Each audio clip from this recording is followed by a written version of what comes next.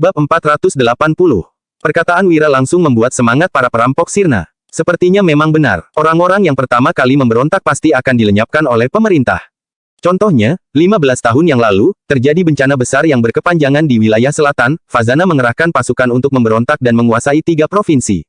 Akhirnya, pemberontakan ini digagalkan oleh pemerintah. Putu yang banyak membaca sejarah dan tahu tentang perubahan di setiap dinasti mengangguk, lalu menyahut. Walaupun berada pada periode akhir dinasti, pemberontak nggak akan bisa melawan pemerintah yang telah memegang kuasa sejak awal. Asalkan pemerintah mengumpulkan kekuatan, mereka tetap punya sedikit kuasa. Kekuasaan ini cukup untuk melenyapkan pasukan yang menggalakkan aksi pemberontakan terlebih dulu. Orang yang memberontak pertama kali akan membuka jalan bagi pemberontak selanjutnya, lanjut Putu. Para perampok yang mendengarnya juga mempunyai pemahaman sendiri. Mereka yakin orang yang memberontak pertama kali pasti akan dihabisi. Perampok-perampok ini pun mulai berkomentar. Benar, orang yang terkenal pasti akan mendapatkan masalah. Orang yang maju dulu pasti akan dihabisi. Orang terkenal akan mudah menarik perhatian. Orang yang memimpin pasti celaka. Orang yang menyerang dulu pasti akan terluka. Putu berujar lagi sembari memberi hormat. Tuan Wahyudi, mohon petunjuknya. Apa sebenarnya persyaratan utama agar pemberontakan bisa berhasil? Wira berpikir sejenak sebelum menjawab. Memperkuat fondasi kekuatan dulu dan jangan terburu-buru beraksi. Putu yang mendengar ucapan Wira langsung menangis dan gemetaran. Dia bersujud dan berucap. Ini baru teknik tingkat tinggi yang sebenarnya. Aku nggak menyangka Tuan bersedia mengajarkan rahasia yang begitu hebat. Mohon terima sujudku. Putu bersujud 3 kali sampai dahinya berdarah. Selama bertahun-tahun, dia terus menghasut orang untuk melakukan pemberontakan, namun, setiap kali aksinya selalu gagal. Sekarang, akhirnya Putu tahu alasannya. Jamal dan Molika juga ikut bersujud. Ucup, Jupiter, dan Blacky pun mengikuti mereka. Ini adalah teknik tingkat tinggi yang sebenarnya untuk merebut pemerintahan. Namun, Wira bersedia mengajarkannya kepada mereka. Jadi, bersujud 3 kali kepada Wira tidak ada apa-apanya. Mary yang berada di samping mengatupkan bibirnya dan tanpa sadar ingin bersujud. Hanya saja, kegigihan Mary menahannya agar tidak berlutut kepada Wira. Akhirnya, Mary hanya menggigit bibirnya dan tidak berbicara. Wira melambaikan tangan seraya berpesan. Aku memberi tahu kalian semua ini supaya kalian mengerti bahwa melakukan aksi pemberontakan nggak semudah itu. Kalau kalian mau cari mati, nggak masalah. Tapi, jangan melibatkan aku. Setelah keluar nanti, jangan sembarangan menyebarkan ucapanku ini. Sekelompok perampok segera mengangguk. Ini adalah teknik tingkat tinggi yang sebenarnya dan rahasia untuk berhasil dalam melakukan pemberontakan. Tentu saja, mereka tidak akan begitu bodoh sampai-sampai menyebarkannya kepada orang lain. Wira melambaikan tangan sambil berkata. Sudahlah, kalau nggak ada urusan lain lagi, kalian langsung kembali saja ke Ngarai Naga Biru malam ini, nanti repot kalau ada yang melihat kalian besok pagi. Ketujuh perampok mengangguk dan hendak pergi. Tiba-tiba, terdengar suara langkah seseorang yang datang terburu-buru. Seorang tentara senior pasukan Zirah Hitam melapor. Tuan, gawat, ada masalah. Ah, seru Dian. Melihat penampilan Levon yang garang, Dian segera mundur. Dia yang kaget berujar. Aku datang menjengukmu dan mengantar makanan untukmu. Aku juga berpikir untuk menyelamatkanmu, tapi kamu malah mau bunuh aku.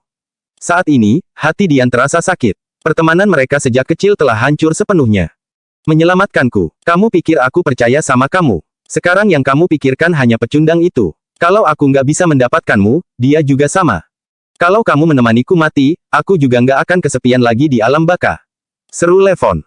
Meskipun tangannya dirantai, Levon tetap bisa melancarkan jurusnya dan hendak menendang pelipis Dian. Bab 481. Dian tertegun di tempat. Melihat sosok Levon yang penuh dengan aura membunuh itu, jantungnya terasa seperti diremas kuat.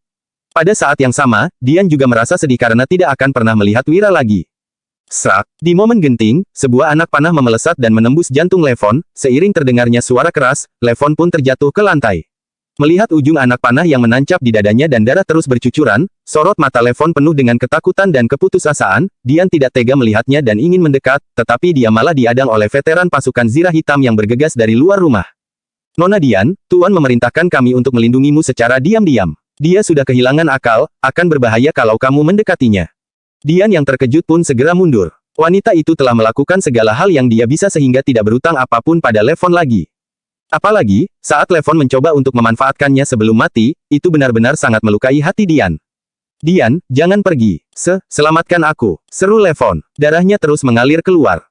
Lantaran sudah hampir kehilangan nyawa, Levon pun meminta pertolongan dari satu-satunya orang yang mungkin akan menyelamatkannya. Dian tidak mendekat, melainkan menatap veteran pasukan Zirah Hitam dan bertanya. Apakah dia bisa diselamatkan? Veteran pasukan Zirah Hitam yang berpengalaman menggelengkan kepala seraya berkata. Jenis luka seperti ini biasanya nggak bisa diselamatkan. Biarkan dia menyampaikan pesan terakhirnya. Tatapan Dian menjadi suram dan air matanya sontak mengalir. Melihat air mata Dian, hati Levon pun terasa sakit. Dia berseru dengan ekspresi penuh penyesalan. Nona, aku bersalah. Aku seharusnya nggak memperlakukanmu seperti ini, tapi aku terlalu suka padamu. Meskipun ayahku adalah Raja Fazana, dia nggak pernah peduli padaku. Levon melanjutkan, sejak kecil, dia memaksaku untuk belajar bela diri, membaca, belajar bagaimana melatih prajurit dan berperang.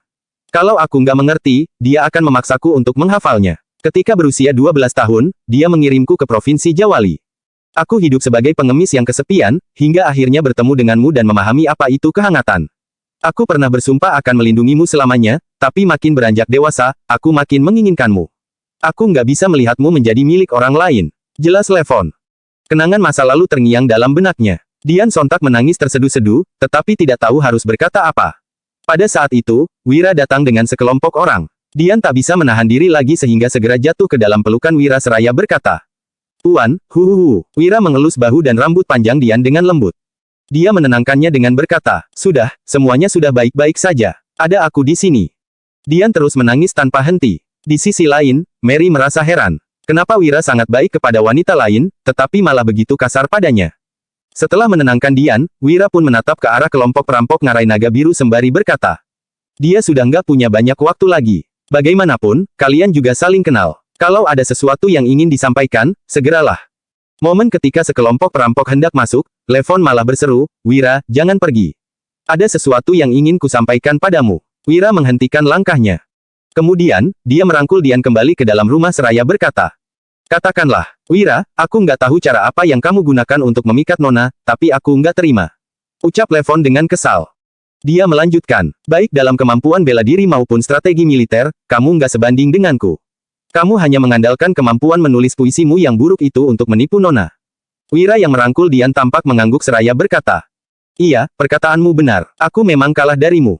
Mata Levon berbinar-binar. Dia menatap ke arah Dian, seolah-olah sedang berkata, Nona, apa kamu melihatnya? Wira sendiri mengakui bahwa dia kalah dariku. Dian tidak tahu harus berkata apa. Para perampok di ngarai naga biru melihat Levon dengan simpati. Bagaimana mungkin seorang penasihat militer hebat seperti Wira akan perhitungan dengan Levon yang sudah sekarat? Baguslah kalau kamu tahu, seru Levon. Pria itu batuk darah, lalu menggertakkan giginya sambil melanjutkan. Aku ingin kamu berjanji padaku untuk menjaga Nona dengan baik selamanya. Jangan biarkan dia menderita sedikit pun atau aku nggak akan pernah memaafkanmu, bahkan setelah diriku mati. Aku akan menjaga wanitaku dengan baik. Kamu nggak usah khawatir. Ucap Wira yang merangkul Dian untuk pergi dari sana. Dia tak lupa menimpali. Kalian bisa mengobrol sebentar. Melihat kepergian Wira, Mary pun menggigit bibirnya secara refleks ketika memikirkan kata, wanitaku, yang dilontarkan pria itu barusan. Di dalam rumah, kini hanya tersisa Levon yang sekarat dan 7 perampok gunung. Bab 482. Levon berseru sambil menggeram. Molika, kamu sudah menipuku berulang kali. Molika menjawab dengan lembut, Sobat Wolfie, orang yang bijak tahu kapan harus berubah. Inilah akibatnya kalau melawan Wira, nggak ada yang bisa menyelamatkanmu. Levon berkata dengan ekspresi tidak terima. Aku hanya salah karena mempercayaimu. Kalau nggak, berdasarkan kemampuan militerku, bagaimana mungkin akan kalah dari penipu yang hanya bisa menulis puisi jelek seperti Wira? Molika menatap Levon yang keras kepala itu seraya menggeleng. Mary tak kuasa berkata. Kak Levon, dia bukan penipu. Dia adalah penasihat militer yang menumpaskan bangsa Agrel. Sebagian besar dari kemenangan di medan perang wilayah utara adalah berkatnya. Bahkan, Panglima Yuda pun harus mendengarkan perintahnya. Nggak heran kalau kamu bisa kalah darinya, jadi jangan nggak terima lagi. Jelas Mary. Apa? Mata Levon membelalak dengan tidak percaya. Mary segera menceritakan kronologi perang di kota pusat pemerintahan Jagabu secara singkat dan bertanya. Apa kamu masih merasa nggak puas sekarang? Levon terdiam dan jatuh terlentang di lantai, kebanggaannya yang terakhir telah menghilang dan air matanya mengalir begitu saja. Pantas saja Dian memilih Wira. Ternyata, pria itu begitu hebat dan jauh melampaui dirinya sendiri, ucup menghibur Levon sembari berkata. Ketua Levon, pergilah dengan tenang. Kami akan selalu mendoakanmu dan menyiapkan makanan enak untukmu setiap tahunnya. Jupiter dan Blackie buru-buru mengangguk. Enggak, aku nggak ingin mati. Tolong selamatkan aku. Aku nggak ingin mati, seru Levon yang menangis terseduh-seduh. Melihat bahwa semua orang menundukkan kepala mereka dalam diam, Levon pun berpaling ke Putu dan memohon. Tuan Putu, cepat cari seorang dokter untuk menyelamatkanku. Kamu bilang aku memiliki takdir raja dan berpotensi menjadi raja di masa depan, bahkan mendorongku untuk memberontak. Pemberontakan kita belum berhasil. Aku nggak ingin mati, tolong selamatkan aku. Putu menjawab, Ketua Levon, pergilah dengan tenang. Sekarang, ada Jenderal Mary yang mengurus ngarai naga biru. Putu melanjutkan dengan suara rendah. Aku berbohong padamu tentang takdir raja. Kamu nggak punya takdir raja sehingga nggak akan berhasil melakukan pemberontakan. Orang yang benar-benar memiliki takdir raja adalah Tuan Wahyudi. Jadi, pergilah dengan tenang. Petik 2 titik titik titik. Apa? Seru Levon dengan tatapan dan wajah yang memerah. Dia menatap semua orang sembari memaki. Penipu, penipu. Kalian semua penipu. Kalian menipuku. Kalian semua penipu, penipu. Puff. Levon tiba-tiba memuntahkan darah, lalu matanya membelalak dan akhirnya kehilangan nyawa. Sekelompok orang menggelengkan kepala dengan sedikit sedih. Mereka tidak memiliki ikatan emosional yang kuat satu sama lain. Bahkan, ada yang memiliki dendam terhadap Levon. Setelah menutup mata Levon, Putu melihat sekeliling sembari berkata, "Sekarang, mari kita bahas tentang masalah pemberontakan." Ucup mengernyit sambil bertanya, "Pak Putu, bukannya Tuan Wahyudi sudah mengatakan bahwa memberontak sekarang pasti akan berujung pada kematian?" Orang-orang lainnya mengangguk setuju. Wira telah menjelaskan 3 syarat penting untuk memberontak dan mereka telah memahaminya, mereka sudah tahu bagaimana cara merebut kekuasaan sekarang. Putu berkata dengan suara pelan. "Maksudku bukannya kita akan memberontak, melainkan Tuan Wahyudi akan memimpin pemberontakan sendiri." Mary mengernyit seraya bertanya, bukannya dia bilang nggak ingin memberontak. Putu menjelaskan dengan suara pelan. Ketua Mary, perkataan sosok hebat terkadang memiliki makna yang berbeda. Setelah mencapai banyak prestasi, Tuan Wahyudi nggak pernah menduduki posisi pemerintahan. Alih-alih, dia malah tinggal di sebuah dusun kecil seperti ini dan menjadi pedagang yang rendah hati. Apa kalian pernah berpikir mengapa Tuan Wahyudi melakukan ini? Apa dia benar-benar ingin bersembunyi dalam dusun kecil ini dan menjadi seorang pedagang yang rendah hati? Tanya Putu. Molika dan Jamal tiba-tiba terlihat bersemangat, bahkan Ucup, Jupiter, dan Blackie juga mulai memahami maksudnya. Dalam sistem kelas sosial, pedagang biasanya menduduki peringkat terendah. Mereka memiliki status yang rendah dan tidak memiliki kekuasaan nyata, tak peduli berapa banyak uang pun yang dihasilkan. Selain itu, selama pemerintah menginginkannya, mereka bisa mengarang tuduhan dan merampas semua harta pedagang dengan mudah. Jika seseorang mempunyai kesempatan untuk menjadi pejabat, hampir tidak ada yang ingin menjadi pedagang dengan status sosial sangat rendah. Bab 483. Mata Mary tampak berbinar-binar seraya berkata, "Jadi, maksudmu dia juga berencana untuk memberontak?" Putu tersenyum santai sambil mengangguk. Mary pun mengernyit sembari berkata, "Tapi, tadi dia terus memperingatkan kita untuk nggak memberontak." Putu menjawab, "Itu bukan peringatan, melainkan sindiran." Dia melanjutkan dengan penuh percaya diri. Orang yang berpendidikan nggak akan langsung mengatakan apa yang mereka inginkan, maksud mereka selalu disembunyikan dalam kata-kata. Hanya dengan memahami menggunakan hati, kita baru bisa menebaknya. Benar, Mary setuju dengan perkataan Putu. Dia berulang kali menganggukkan kepala seraya menimpali. Dia memang nggak pernah berbicara secara langsung dalam setiap tindakannya. Putu terkekeh-kekeh sembari berkata, "Tuan Wahyudi meminta agar kita nggak memberontak, terutama karena momen yang tepat belum tiba. Tapi, dia juga memberi tahu tentang begitu banyak rahasia pemberontakan, kalau memang nggak punya niat untuk memberontak, kenapa dia akan memikirkan semua ini?" Tatapan sekelompok perampok berbinar-binar dengan semangat. Putu menghela napas, lalu berkata, "Aku sudah berpikir untuk memberontak selama beberapa puluh tahun, tapi pengetahuanku bahkan nggak sebanding apa yang diketahui oleh Tuan Wahyudi. Pada usianya yang masih muda, dia sudah memahami rahasia memberontak dari buku-buku sejarah. Dia pasti adalah naga sejati yang akan menggulingkan rezim. Memberontak hanyalah masalah waktu," ucap Putu. Sekelompok perampok mengangguk dengan setuju. Jangankan sosok cerdas seperti Putu, kalaupun memahami perkataan Wira, mereka juga pasti akan berkeinginan untuk memberontak. Mary lagi-lagi mengernyit sambil berkata, "Karena dia ingin memberontak, kenapa memberitahu kita tentang rahasia memberontak?" Ucup, Jupiter, dan Blackie yang tidak terlalu cerdas juga merasa bingung. Putu melihat ke arah Molika, lalu berkata, "Mungkin Ketua Molika bisa menjelaskan kepada mereka." Molika menjelaskan, "Mary, Tuan Wahyudi berbicara seperti ini karena ingin merekrut kita sebagai tim inti untuk memulai memberontak." Molika menghela nafas sambil melanjutkan, "Kalau enggak, dengan kekuatannya yang telah mengalahkan Yispohan 2 kali, bahkan berhasil menangkapmu sebagai sandera, dia sudah bisa mengambil alih markas kita dengan mudahnya." Putu mengangguk sambil menimpali, "Benar sekali. Ngarai naga biru juga sama. Dengan keterampilan Tuan Wahyudi, dia bisa menyerang markas kami dan menghabisi kami dengan mudahnya. Tapi, dia nggak melakukan hal itu. Tuan Wahyudi pasti bermaksud demikian." Jamal juga berpendapat, "Kalau begitu, apakah aliansi rute dagang asri yang diserahkan oleh Tuan Wahyudi kepadaku adalah persiapan untuk membangun tembok tinggi, mengumpulkan makanan, dan merencanakan untuk menjadi raja dengan hati-hati?" Putu tersenyum acuh tak acuh sambil menjawab, "Kalau enggak."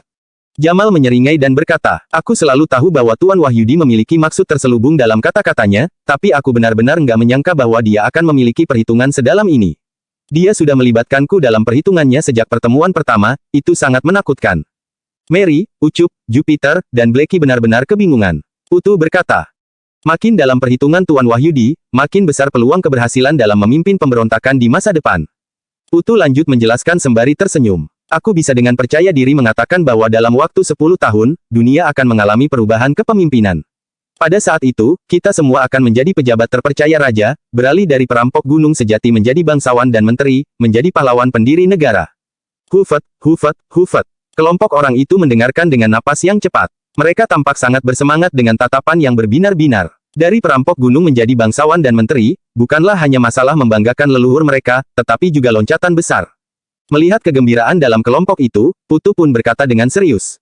Tapi, sampai rencana besar ini berhasil, kalian semua harus menutup mulut rapat-rapat dan jangan mengucapkan sepatah kata pun pada orang lain, termasuk orang terpercaya dalam markas. Baik, sekelompok orang itu menganggukkan kepala dengan tegas, memberontak bukanlah perkara kecil. Jika mereka gagal, itu bisa menyebabkan pembantaian seluruh keluarga mereka, termasuk penghinaan terhadap leluhur. Jika kehilangan nyawa, mereka bahkan tidak berani untuk menghadap leluhur di akhirat, Putu mengingatkan. Kalau begitu, mari kita pulang sekarang. Segera ambil alih semua titik strategis di kota pusat pemerintahan Jagabu dan Lokana, lalu bentuk aliansi rute dagang asri untuk mengumpulkan persediaan, gandum, dan pasukan untuk Tuan. Setelah diperingatkan oleh Putu, 7 orang itu pergi dengan kegembiraan dan tekad di wajah mereka. Di lantai bata berwarna hitam dan merah, hanya mayat Levon yang tergeletak sendirian. Di dalam kamar, Wira memeluk Dian yang gemetaran, dengan lembut. Dia mengelus rambut panjangnya dan bahu Dian seraya menenangkan dengan lembut. Jangan takut, semuanya sudah berlalu. Dian berkata. Tuan, barusan aku benar-benar mengira nggak akan bisa bertemu denganmu lagi. Wanita itu menangis terseduh-seduh. Dia memeluk pinggang Wira dan menyandarkan wajah cantiknya di dada pria itu sembari berkata. Tuan, aku nggak tahu kapan diriku akan tiba-tiba mati dan nggak bisa bertemu denganmu lagi. Ambil saja tubuhku, aku ingin menjadi wanitamu. Bab 484. Sembari memeluk wanita cantik dan diajukan keinginan yang tak masuk akal seperti itu, hati Wira pun luluh ketika melihat wajah Dian yang malang. Namun, dia masih menoleh dengan susah payah sambil berkata. Kamu sudah mengalami tekanan yang terlalu besar. Istirahatlah sebentar, kita bisa bicarakan lagi saat kamu sudah tenang. Tuan, apakah kamu keberatan denganku? Apa kamu merasa jijik karena aku adalah seorang wanita yang sudah menikah 3 kali? Tanya Dian. Penolakan langsung ini membuat sosok ramping Dian gemetar. Air matanya mengalir tak terkendali sehingga wajahnya yang cantik pun mulai dibasahi air mata. Dian berkata dengan gemetar. Usai mendengar perkataan Dian, Wira sudah tidak bisa menahan diri lagi. Dia sontak menundukkan kepala dan menciumnya. Dia sama sekali tidak merasa jijik terhadap Dian. Sebaliknya, dia malah makin suka pada wanita itu setelah memahami kepribadian dan pengalaman hidupnya. Namun, Wira merasa bahwa dia perlu mendiskusikan masalah ini dengan Wulan terlebih dahulu. Itu sebabnya, dia ragu-ragu dan tidak berani mengembangkan hubungan lebih lanjut dengan Dian. Keduanya berpelukan dengan erat. Saat hampir mencapai puncak kenikmatan, tiba-tiba suara ketukan pintu terdengar. Kak Wira, orang-orang dari Ngarai Naga Biru akan segera pergi dan ingin mengucapkan selamat tinggal kepadamu. Hufet. Wira berhenti sejenak seraya mengambil napas dan berkata. Biarkan mereka pergi. Nggak usah berpamitan denganku lagi. Wajah Dian tampak memerah. Danu berdeham sembari berkata. Mereka sedang menunggu di depan pintu dan mengaku memiliki sesuatu untuk disampaikan padamu secara langsung. Di depan pintu, tanya Wira seraya mengernyitkan alis. Wajah Dian tersipu malu. Dia pun langsung bersembunyi di dalam selimut. Wira merapikan pakaiannya, lalu membuka pintu kamar. Di depan pintu, berdiri 6 perampok gunung, termasuk Danu yang wajahnya memerah, Putu yang menahan tawa, dan seorang perampok wanita yang sangat kesal, Mary. Wira tetap bertanya dengan tenang. Ada apa? Plop. Putu memberikan isyarat, lalu 5 perampok lainnya tampak berlutut. Meskipun Mary enggan, dia tetap diseret oleh Molika dan akhirnya berlutut. Wira mengernyit, lalu melambaikan tangannya seraya berkata. Apa yang kalian lakukan? Bangunlah, aku paling nggak suka melihat orang berlutut. Orang-orang ini baru saja mengganggu kemesraan Wira dan Dian. Kini, mereka bahkan berlutut untuk membuatnya kesal. Para perampok pun segera bangkit. Kemudian, Putu berkata dengan hormat. Tuan Wahyudi, kami sudah memahami maksudmu sepenuhnya. Kami akan bertindak sesuai keinginanmu setelah kembali. 5 perampok lainnya, yakni Molika, Jamal, Ucup, Jupiter, dan Blacky mengangguk setuju, jika orang lain yang ingin memberontak, para perampok gunung ini tidak akan bersedia untuk mengikuti orang tersebut, akan tetapi, Wira berbeda. Dia sudah mengalahkan Raja Tanui dan memahami rahasia pemberontakan. Ini membuat mereka ingin mencoba. Mungkin saja seperti yang dikatakan oleh Putu, mereka akan bisa menjadi pejabat yang dihormati dan membanggakan leluhur. Apa yang ingin kalian lakukan? Tanya Wira. Setelah merasa ada sesuatu yang aneh dari situasi ini, Wira pun menyatakan dengan serius. Jangan berspekulasi. Aku nggak punya maksud apa-apa, jadi kalian jangan mengambil kesimpulan sendiri. Ucup, Jupiter, dan Blacky saling memandang dan mengangguk serempak. Seperti yang dikatakan oleh Putu, orang-orang hebat sering kali berbicara dengan maksud terselubung. Ada banyak hal yang harus diinterpretasikan dengan hati-hati. Apabila Wira mengaku tidak bermaksud, ada kemungkinan bahwa dia memiliki niat untuk memberontak. Jika tidak, kenapa dia repot-repot mengajarkan rahasia memberontak kepada mereka? Kami mengerti, Tuan. Kamu nggak bermaksud apa-apa, apapun yang kami lakukan juga nggak berhubungan dengan kalian. Putu tampak tersenyum. Jamal, Molika, dan yang lainnya juga ikutan tersenyum dan mengangguk. Hanya Mary yang mengerucutkan bibirnya seraya merenung, meskipun Wira adalah pahlawan hebat, dia bukan orang yang lugas. Jelas-jelas, dia ingin memberontak, tetapi kenapa menyembunyikannya? Wira melambaikan tangan sembari berkata, baiklah, kalau nggak ada hal lain lagi, kalian pulanglah lebih awal. Jalanan di malam hari lebih berbahaya, jadi berhati-hatilah. Terima kasih atas peringatanmu, Tuan. Jawab Putu. Bab 485. Putu menangkupkan tangan dengan antusias. Jamal, Molika, Ucup, Jupiter, dan Blacky juga terlihat bersemangat. Jalanan di malam hari lebih berbahaya adalah perumpamaan untuk pemberontakan tidak mudah dilakukan, sementara instruksi untuk berhati-hati adalah pesan dari Wira agar mereka bertindak dengan lebih hati-hati. Selama berhasil melewati jalan malam ini dan matahari terbit di pagi hari, nasib para perampok itu akan berubah sepenuhnya. Ini adalah cara Wira memberikan semangat kepada mereka. Wira melambaikan tangannya. Dia hanya asal berbicara, lantas apakah itu mengingatkan mereka akan sesuatu? Mengapa sekelompok orang ini terlihat sangat aneh? Keenam perampok itu berbalik dan pergi, tetapi Mary tetap tinggal di sana. Hal ini membuat Jupiter dan Blacky juga menoleh. Namun, mereka malah diseret pergi oleh Putu. Wira menatap Mary yang sepertinya ingin menyampaikan sesuatu seraya bertanya. Ada apa? Mary akhirnya berbicara sambil menggertakkan gigi. Aku mendengar dari Lestari bahwa kamu sangat mencintai istrimu dan memutuskan untuk nggak menikah lagi.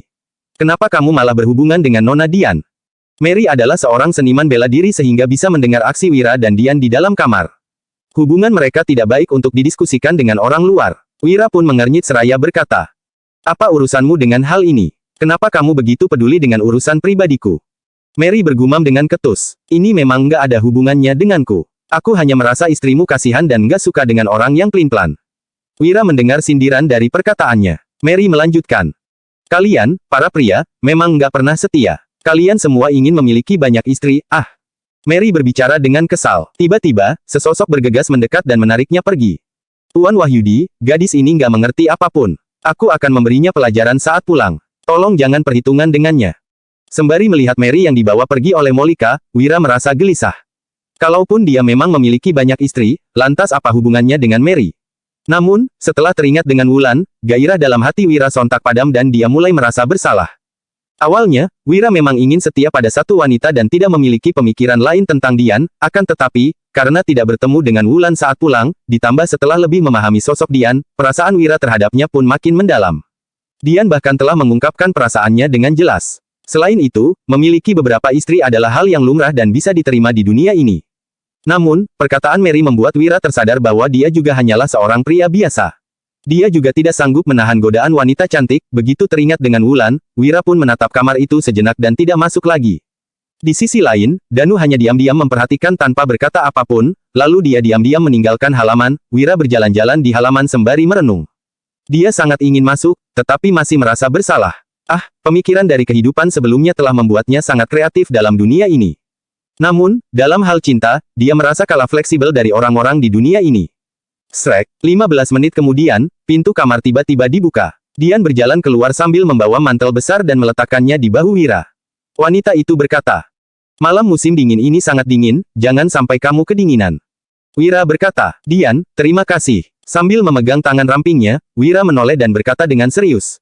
Aku perlu bertanya kepada Wulan tentang hubungan di antara kita dulu. Dia adalah istri sahku, jadi aku perlu menghormatinya. Iya, sudah sepantasnya kamu memberitahu Wulan. Bagaimanapun, aku adalah orang ketiga. Jawab Dian yang tersenyum manis. Kemudian, dia mengubah topik pembicaraan dengan berkata. Tadi aku terlalu terkejut dan lupa untuk memberitahumu tentang sesuatu yang penting.